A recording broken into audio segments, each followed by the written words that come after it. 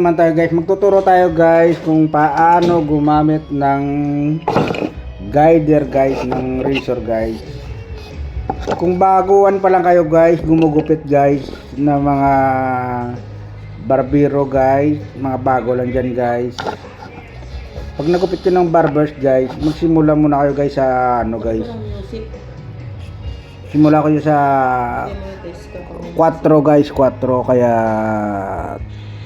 5. Wala 5, 3 yan.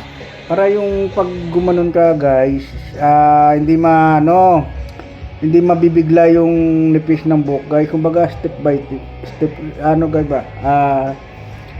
Step by step guys, ganun yan, ganun yan. Hindi siya masyado manipis yan. Kasi may mga client guys na ayaw nila masyado manipis yung pagka barbers nila guys. Gusto nila parang ano lang, trim lang, ganun lang yan. O di ba pag nalagyan mo, pag nadana mo na lahat nito, magano ko naman guys,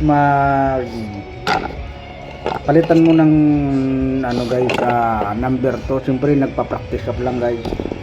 Palitan mo ng number 2 yung ano guys, yung razor mo guys, para maganda guys.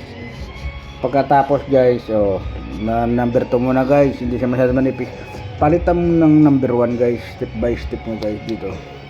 Para yung kapal niya guys, tama-tama lang guys, yan ganun.